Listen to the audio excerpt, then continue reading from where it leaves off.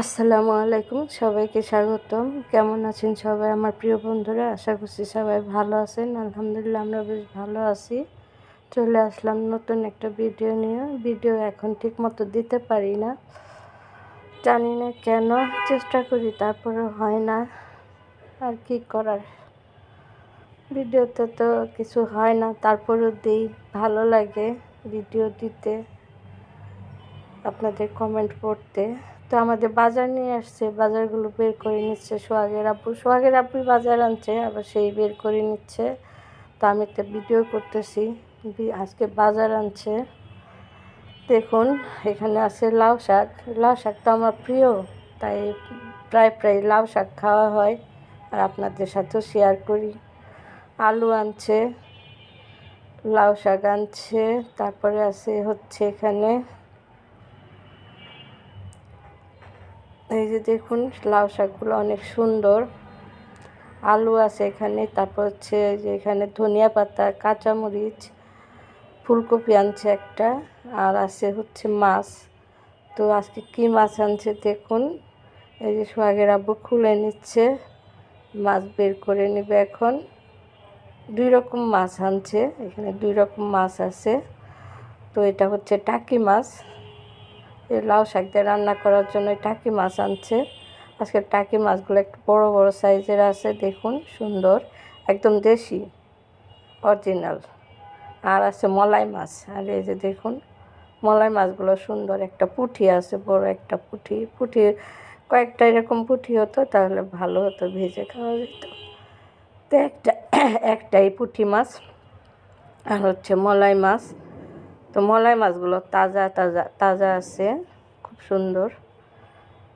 তো এই তো আমাদের আজকের বাজার সদাই, টাকি মাছ, আলু আছে, নতুন আলু। এই টাকি মাছ দিয়ে লাউ শাক দিয়ে রান্না করব, আর ফুলকপি দিয়ে রান্না করব। মলাই মাছ আজকে রান্না করব না, মলাই মাছ রেখে দিব। তো এই যে দেখতেই পাচ্ছেন মলাই মাছগুলা অনেক সুন্দর। আর যে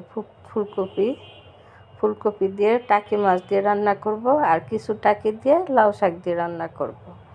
2টা তরকারি রান্না করব। তো মাছগুলো দেখে আমার এত ভালো লাগছে বন্ধুরা, কি বলবো, তাজা একদম, আর হচ্ছে একদম দেশি অরিজিনাল, একদম অরিজিনাল টাকি মাছগুলা সুন্দর। এই মাছ আর কি সবসময় পাওয়া যায় না। তো যে বাজারগুলো আপনাদের দেখিয়ে দিলাম কি কি আনছে। এখন আমি মাছ কেটে নিব। তো চলুন যাই মাছ কাটতে। মাছগুলো কেটে নিয়ে আর বাজারগুলো গুছিয়ে রেখে তারপরে হচ্ছে মাছগুলো কেটে নেব। আর অন্ধকার, বাইরে কুয়াশা, তো তার জন্য শীতকাল, অন্ধকার অন্ধকার লাগে। এই যে দেখুন হালকা হালকা একটু রোদ উঠছে আজকে সকাল থেকেই। তো কুয়াশা আগের চাইতে কমছে, তারপরও আছে, অনেকটাই আছে কুয়াশা। এই যে বন্ধুরা দেখুন, এখন বাজে 11টা, 11:30। আমাদের বাসায় যে গ্যাস আছে, এই যে দেখছেন গ্যাস, 2-3 দিন যাবৎ এরকম গ্যাস আছে, গ্যাস যায় না। তো দোয়া করবেন এরকম যেন গ্যাস থাকে আমাদের বাসায়, আমাদের যাতে কষ্ট না করতে হয় রান্নার খাওয়ার। দেখছেন এই যে গ্যাস আছে। পরশুদিন আমাদের বাসায় সেকেন্ডটেক থেকে আমাদের এক পরিচিত লোক আইসে রান্না করে নিয়ে গেছে।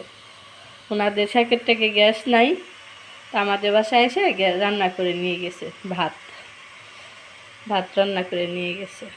এই যে দেখতেই পাচ্ছেন 3 দিন যাবৎ আল্লাহর রহমতে, ওই যে রাত্রে রান্না করছিলাম রাত 3টার সময়, তারপর থেকে আমাদের বাসায় গ্যাস আছে, আর যায় নাই গ্যাস।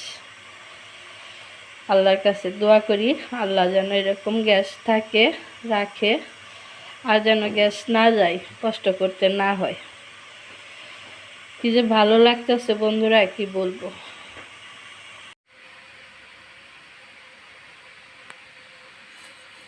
মাছ কাটতেছি, লাউ শাক আনছে, টাকি মাছ আনছে, ফুলকপি আনছে। লাউ শাকটা বাছলাম, লাউ শাকটা এখানে বাইচে রাখছি, মানে কাটে রাখছি।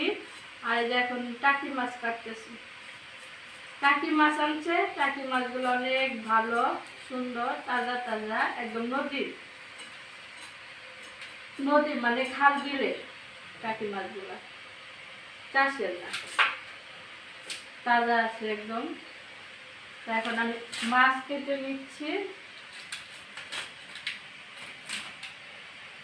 এই যে দেখুন মাছগুলা কেটে নিচ্ছি।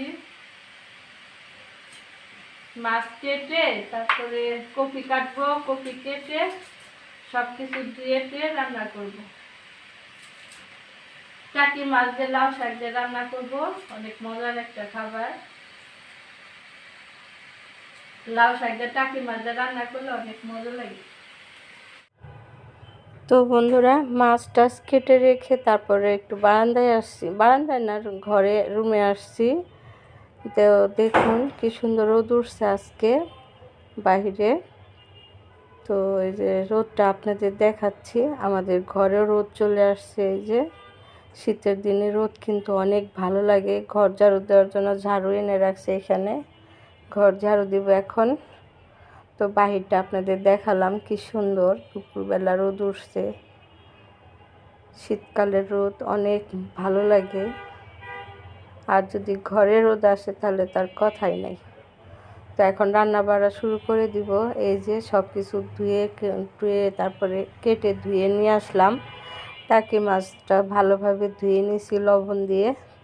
তো এখন রান্নাটা বসাবো, লাউ শাক রান্না করব টাকি মাছ দিয়ে। প্রথমে লাউ শাকটা রান্না করে নিব, তারপর হচ্ছে কপির তরকারি রান্না করব। এখানে আমি তেল দিয়ে দিলাম।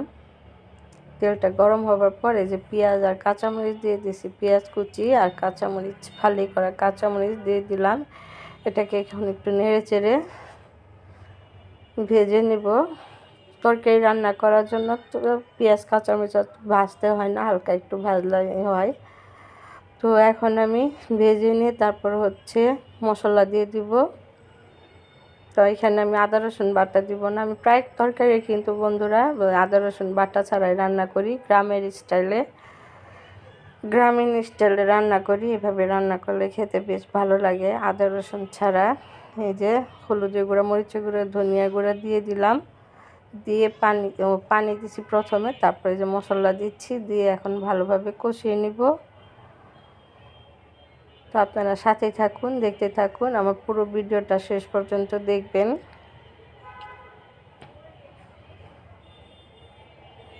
এই যে লবণ দিয়ে দিলাম স্বাদ মতো, দিয়ে এখন মশলাটাকে কষিয়ে নিচ্ছি। মশলাটাকে ভালোভাবে কষিয়ে তারপর হচ্ছে এর মধ্যে আমি মাছ দিয়ে দিব, টাকি মাছ। আর আজকে দেখুন এর আগে দেখালাম, এখনও দেখাচ্ছি, রোদ উঠছে, অনেক সুন্দর রোদ। আর পাখি,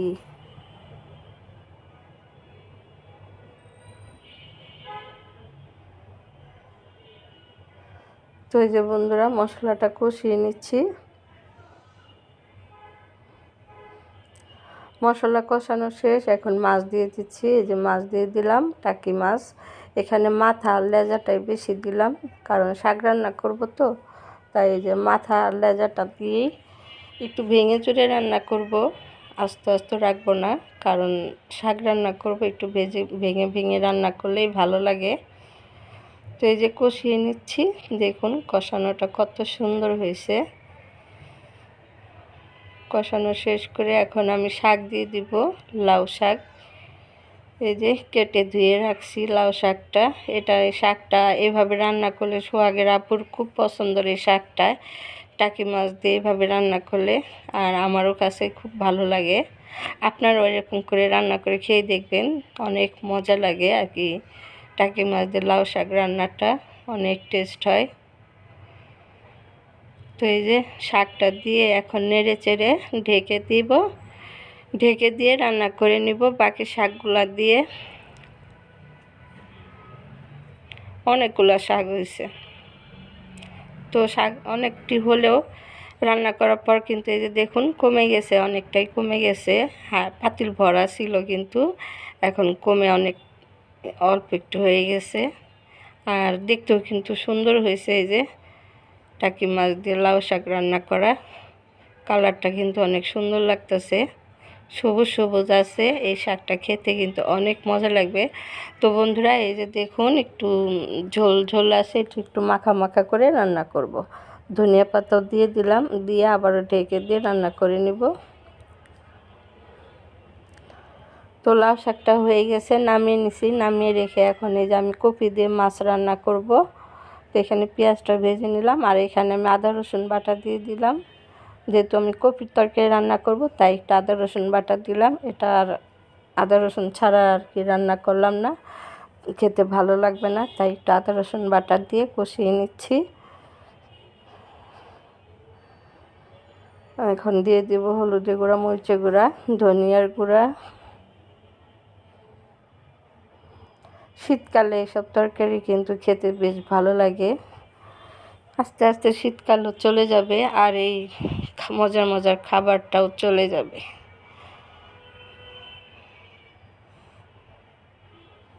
তো এই যে পানি দিয়ে দিলাম বন্ধুরা,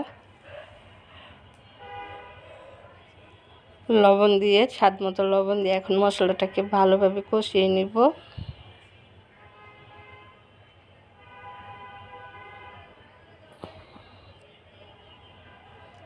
বন্ধুরা, আমার ভিডিওগুলো আপনাদের কাছে কেমন লাগে অবশ্যই কমেন্ট করে জানাবেন। আমার ভিডিওগুলো আপনাদের কাছে ভালো লাগে কি না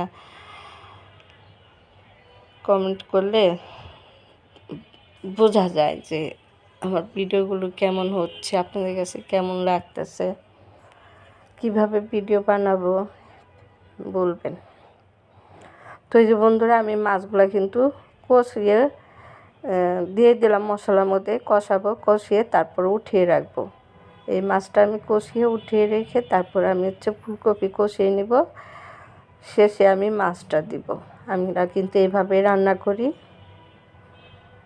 বড় মাছ টাছ হলে এভাবে রান্না করি। তো এটা তো বড় মাছ না, টাকি মাছ, তারপর এটা এভাবে কষিয়ে এভাবে রান্না করলে খেতে বেশ ভালো লাগে। এই তো দেখুন কষিয়ে নিলাম, এখন মাছগুলো আমি উঠিয়ে রাখবো। উঠিয়ে রেখে এর মধ্যে সবজি দিয়ে দিব। তো আমার কষানো শেষ, হালকা একটু কষালেই হবে, বেশি কষানোর দরকার নাই। হালকা একটু নেড়ে চেড়ে কষিয়ে তারপরে যে উঠিয়ে রাখলেই হয়ে যাবে। তো এই যে আমি মাছগুলো দেখতেই পাচ্ছেন একটা প্লেটের মধ্যে উঠিয়ে রাখলাম।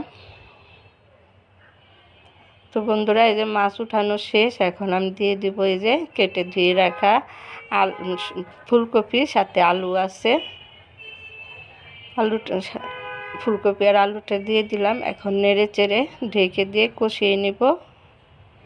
ফুলকপির তরকারি খেতে তো এখন তো পৌষ মাঘ মাস বেশ ভালো লাগবে খেতে, অনেক মজা লাগে।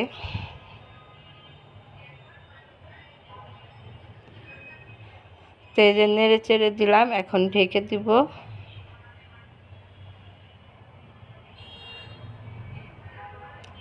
তার এই যে শাক রান্না করছি না বন্ধুরা, সোহাগের আব্বু শাক খেতে চাইছে, বাটিতে করে শাক দিতে বললো। তো ওই যে বাটিতে করে সোহাগের আব্বুর জন্য শাক নিয়ে যাচ্ছি।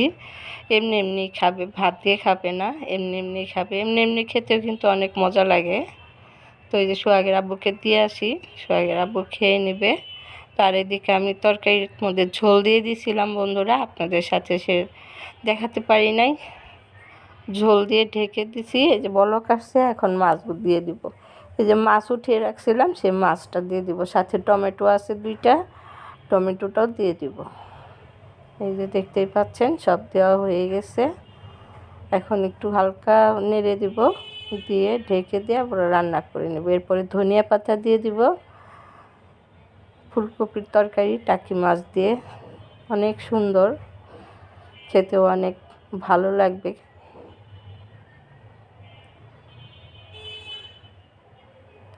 এই যে ধনিয়া পাতাও দিয়ে দিলাম, দিয়ে এখন ঢেকে দিয়ে আর বসে কিছুক্ষণ রান্না করে নিব, তাহলেই হয়ে যাবে আজকে আমার রান্না বাড়া।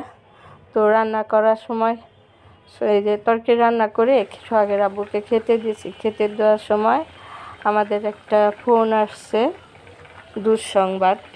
তো আপনাদের হয়তো এর আগে বলছিলাম যে আমার ননাসের ছেলের বউ স্ট্রোক করছে, সে হসপিটালে ভর্তি ছিল, আমরা তাকে দেখতে গেছিলাম।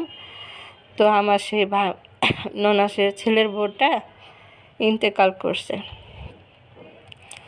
তো এই যে সোহাগের আব্বু খেতে বসে, তখনই ফোনটা আসছে। তো খেতে বসে হঠাৎ দুঃসংবাদ, মনটা খারাপ হয়ে গেল। তো অনেক খারাপ অবস্থা হয়ে গেছিল। তো আল্লাহ শেষ পর্যন্ত কষ্ট করে দুনিয়া থেকে চলে গেল। 2 মাস কষ্ট করলো, অনেক কষ্ট করছে, অনেক খারাপ অবস্থা হয়ে গেছিল। যাই হোক, আল্লাহ নিয়ে গেছে ওনাকে, ভালো করছে। আল্লাহ সবাই দোয়া করবেন, আল্লাহ যেন তাকে জান্নাতবাসী করে, গুনাহ খাতা মাফ করে দেয়। তো এই যে খেতে খেতে আপনাদের জানিয়ে দিলাম। তো আমরা যে খাওয়া শেষ করে আমি তাড়াহুড়া করে খাচ্ছি, বেশি দেখাতে পারি নাই। আমি এখন খাওয়া শেষ করে রেডি হয়ে সেখানে চলে যাব। এরপরের ভিডিও দেখবেন। বেশি ভিডিও করতে পারি নাই, বেশি কি ভিডিও করি নাই, শুধু আপনাদের জানালাম। তো রাস্তায় যেতে যেতে আপনাদের একটু দেখাবো, এর পরের ভিডিওতে দেখতে পারবেন। আর হচ্ছে এখন এই যে আমি খাওয়া দাওয়া শেষ করেই চলে যাব, শুধু বোরখাটা পরবো, পরে চলে যাব। জানাজা হয়ে গেছে, আমরা গিয়ে পাবো কি না সেটাও জানি না, আজিমপুর কবর দিবে। তো এই তো বন্ধুরা, আজকের মতো বিদায় নিচ্ছি। সবাই ভালো থাকবেন, সবাই দোয়া করবেন আমার ননাসের ছেলের বউর জন্য। আপনারাও ভালো থাকবেন, সুস্থ থাকবেন, আমাদের জন্য দোয়া করবেন। দেখা হবে নতুন ভিডিওতে। আল্লাহ হাফেজ, আসসালামু আলাইকুম।